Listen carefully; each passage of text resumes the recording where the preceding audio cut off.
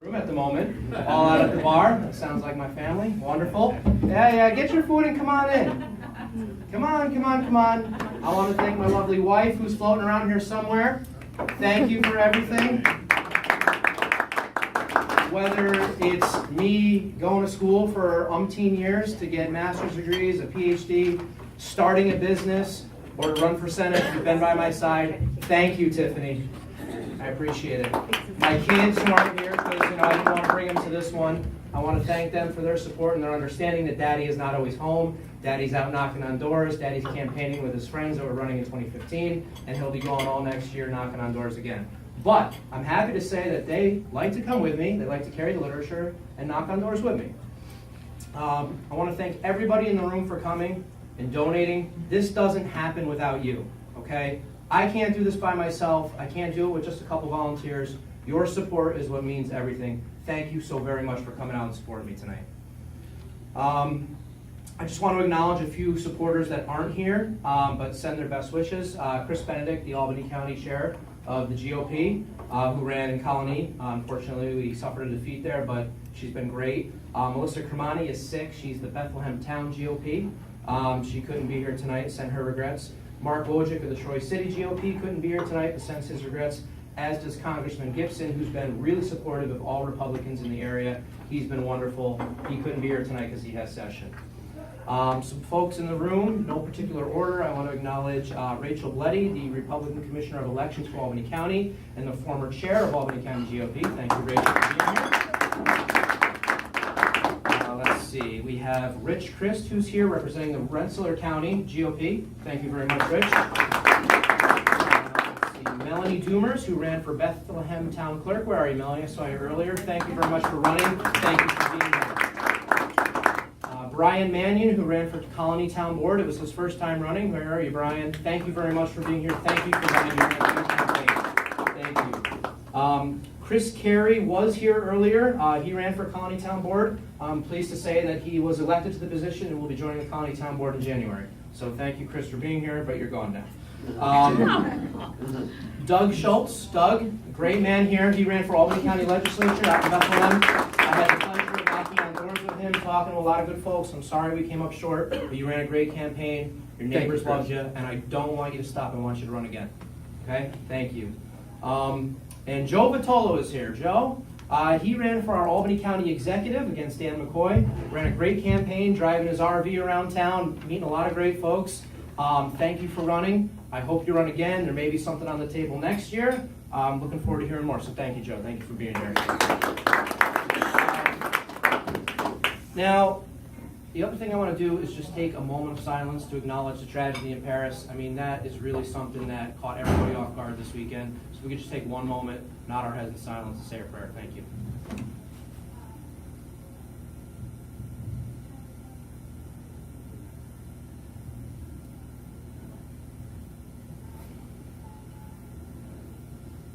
Thank you, folks. Now, I had a nice little set of notes that I wanted to read off of and kind of follow along with bullets. That's sitting at work, so we're just going to wing it here. I jotted down a couple emergency notes. Basically, I'm running because I'm a lifelong resident of this district, and I've seen the way it's gone in the last 20 years, okay? We have been under a Democratic chokehold in this area. They've had control of nearly every seat, at least in the Senate District 44 as it's drawn now. We have not had other voices at the table, and we're starting to see the impacts of that. I mean, take a look around you. You know, liberalism is filtering into the Democratic Party. They're the ones taking over. It's not your everyday Democrats, your blue dog Democrats. It's those liberal socialists that are infiltrating that party, getting into positions of power, okay? And they're the ones that are causing all of the trouble that we're seeing now. Well, so what am I talking about right now? I'm talking about endless regulation. Over and over and over again. New York State introduces more laws than any other state in the country. Twice as many as second place New Jersey. That is abysmal. The liberal Democrats are in control of almost every major urban center in the country. And yet, these places suffer more poverty, they suffer more crime, more joblessness. If the liberal experiment was working, shouldn't these places be bastions of paradise? No, they've been in control for 20 years. The experiment has failed. It's time for us to step up and say enough is enough. We have to get more people running. That's why I'm stepping up to the plate and running for Senate. The guy I'm running against has been there 20 freaking years. He has a liberal record that he won't even acknowledge. He denies it. Nobody is stepping up to the plate. Why should he get a pass? No Democrat should get a pass for any seat. I don't care if it's the lowest town board seat. I don't care if it's a clerk. I don't care if it's assembly, the president, the governor, anything. We should be challenging them at all levels, okay? I'm a family guy, okay? A wife, I have kids at home. I'm stepping up because I believe in their future. I'm watching what's happening. We talk about the can getting kicked down the road. The kids are going to suffer, our children and grandchildren's usual rhetoric, right? Okay? The schools. We spend more money on schools than almost any other state in the country, and yet we're 38th in our high school graduation rates. Now, they want to force Common Core down our throats. If you know anything about this, okay, it was rammed down our throats. Parents oppose it, teachers unions oppose it, teachers themselves oppose it, it was passed anyway. It wasn't piloted, our kids are suffering. I can't even help them with their homework. I've got a PhD in a mathematics field. I can't help them because I don't understand the logic, okay? It's not working, we need to do something about it, okay? We are the rightful masters of the teachers and the schools and the government, not them, all right? Small businesses. This is the biggest part of my campaign. I'm in a small business right now for this kickoff fundraiser event. People I know, 52% of New Yorkers work for small businesses. They're the ones getting killed. New York State is ranked dead last in business-friendly states in the union. It's an atrocity, okay? Every year, they introduce something new. Of those, umpteen thousand laws they introduce, it's a business regulation.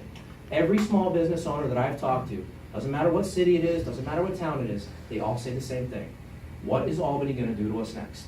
They worry about it, whether it's regulation of benefits, regulation of hours, or the new $15 an hour minimum wage. I gave a speech in July after the fast food was announced that it was going to be $15 an hour for whatever it is, 30 restaurants or more owned by the same franchise. I said, mark my words, this is coming statewide. And sure enough, 6 weeks later, the governor's out there announcing that they want to pass this for every small business in the state. Places like Valentes restaurant, whether you're a server, whether you're a bartender, whether you're just cleaning up bussing, $15 an hour. It's going to cripple this state. We're already ranked dead last. How much worse can it get? I'll tell you how much worse it's going to get. Places like this are going to shut down. People are going to lose their jobs. People's hours are going to be cut. Now the Democrats, they're going to turn around and they're going to tell you that no, that's not going to happen. People are going to have more money in their pocket to spend in the economy. Maybe for the first couple of years that's true. I'll give them that. But what happens when everything normalizes? When you raise the tide of everything, all boats rise, okay? So if you raise the baseline, $15 an hour becomes whatever $7.50 is worth now. When a loaf of bread's $9 an hour, what's the government going to be forced to do? They're going to have to raise the cutoffs for all of the social entitlement programs. Now there's an interesting study that was out in one of the economics journals a couple years ago, and I've mentioned this before. If you're a married couple with 2 children and no jobs in New York State, you're entitled to almost $67,000 in benefits. $67,000. Okay? I can barely make that with a PhD, to be honest with you. Add to that the $150,000 in school debt that I have. Why are any of these people going to go out and work for $7.50, $10, $15, $20 an hour? It doesn't make sense. We're breeding a generation of people that don't want to work, okay? And it's all a scam. It's to feed the elitists that are in power. They're buying the votes. We need to put a stop to this. We're losing more taxpayers than any other state in the nation. And who has to pick up the tab? Everybody in this room is picking up the tab. Your taxes are going up. They announced the new New York Startup Business Fund, tax-free for 10 years if you come to New York State. What about the existing businesses that are still here? They're getting killed, okay?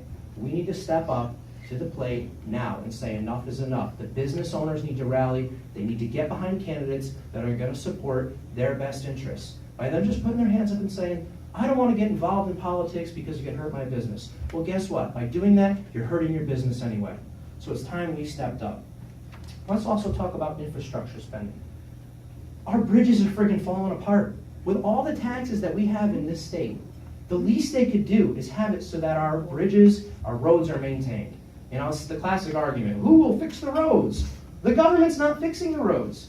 They're about to raise the tolls again in New York State. These were supposed to be temporary. Nothing is temporary in New York State, okay? The more that you people don't show up to people's doors and say, this is a problem, the more we're gonna suffer, okay? I know all of you are sold on me. You're here supporting me, so you believe in me. But it's not just me. I can't get out there alone and knock on doors and tell people this is what's happening. You need to do it too. You need to tell your friends. You need to go out for a weekend and support candidates. You have to get out there. You can't remain silent. You can't. We're falling apart. There's no incentive to start businesses anymore. There's none. When the small businesses are gone, guess who's going to be left in charge? The largest corporations that the so-called liberal socialists rail against. And guess what? They'll have all the control. They'll be able to price everything in. Everybody is going to suffer equally. And that's not okay.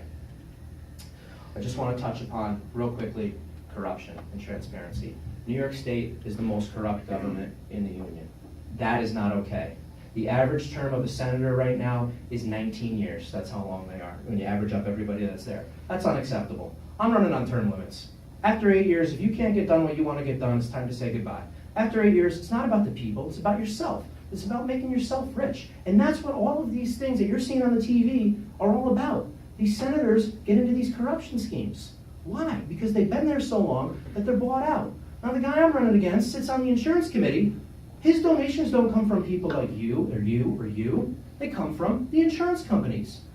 That's corruption in and of itself. They're buying the influence of the person sitting on the committee. On top of that, the guy's legal practice has clients that do most of their business with the state. How is that okay? The guy I'm running against has the nerve to sit on the ethics commission. It's unacceptable. My hope is that this campaign drives this guy out of office, whether he announces his retirement ahead of time or we drive him out by taking victory next November. I think we can do it. I really do. The numbers are there, not just from Republicans. We've been right all along. We've been warning people what's going to happen to businesses, okay? We have. And no, that's not going to happen. The socialists have gained control, and they're pushing even harder. They have a presidential candidate right now that is rallying socialists around the country. It's time we step up right now in New York State and say, you know what? There are people here that don't subscribe to that. Whether you're a Democrat, whether you're a Republican, an independent, or anywhere in between, there are people that believe in this socialist idea. We need to fight this, because that's not what 90% of Americans believe. Not what 90% of New York State believes, not what I believe. I believe in you, I believe in your ability to follow the American dream, not the American nightmare. No one in this state should start a business and feel like they're a bad guy because they're doing well, working hard, 80 hours a week, and making good income, and being told they need to pay more in taxes every single year to support the people that can't or won't work. If you work hard and you get hurt, we should take care of you. But if you're not going to work, we shouldn't take care of you. I'm sorry, it's just not acceptable. That's right.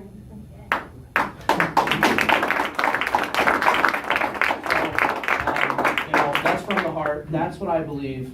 I'm sure there were more things on my list. I had a nice ranking of all the places that we're doing bad in. The bottom line is we are first in all the wrong categories. We are last in all the wrong categories. Something has to change. And if you don't get people into the Assembly and the Senate that are going to make the change, we're going to suffer even more. And then when you retire, you're going to leave the state. My friends are retiring, they're leaving the state. That's what's happening with everybody. That's why our taxpayers are gone. We need to step up. We need to make change. I ask you, please, don't just support me with checks, which are lovely. Thank you very much. I do appreciate it because you know we need it. But I want you to get out there, and I want you to knock on your neighbor's doors and say, listen, this is the guy. This is what he believes in. Here's what's going on. We need to make change. We need an army of volunteers if we're going to make this happen. So please, join me in this fight. Join other people in your towns, in your cities, and help us win. Thank you so very much for being here. I appreciate it.